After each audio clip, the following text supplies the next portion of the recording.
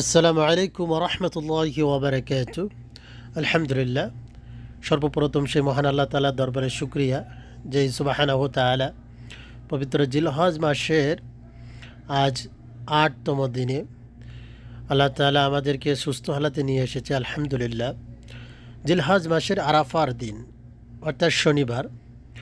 জিলহজ মাস আরাফার দিন হচ্ছে শনিবার। এই দিনটা আল্লাহ তাআলার কাছে অনেক অনেক প্রিয়।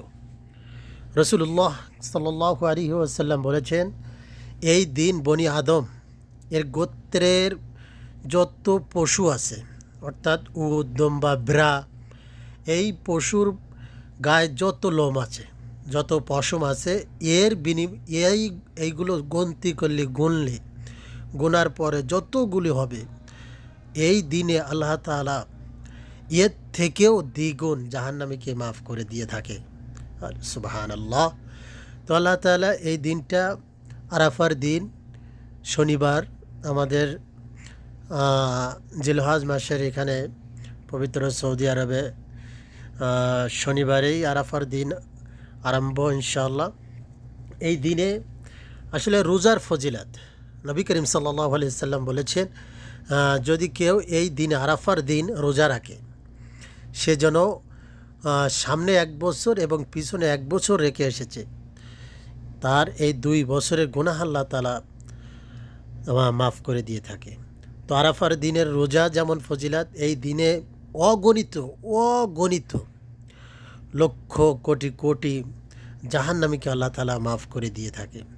তো কাজে আমরা আসলেই আল্লাহ রাব্বুল আলামিন তিনিই ভালো জানেন যে কাকে মাফ করবেন এবং কাকে মাফ করবেন না।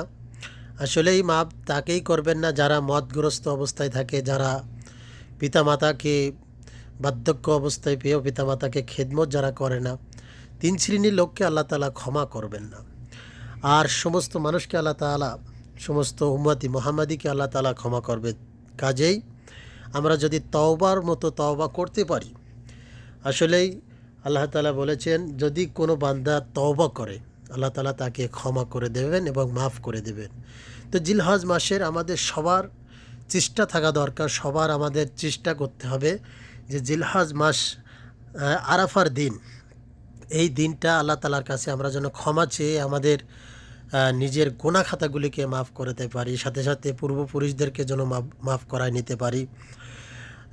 এই দিনের আরেকটি বিশেষ আমল হচ্ছে আইয়ামে তাশরিক। আইয়ামে তাশরিক হলো আল্লাহু আকবার, আল্লাহু আকবার, লা ইলাহা ইল্লাল্লাহু, আল্লাহু আকবার, আল্লাহু আকবার, ওয়ালিল্লাহিল হামদ।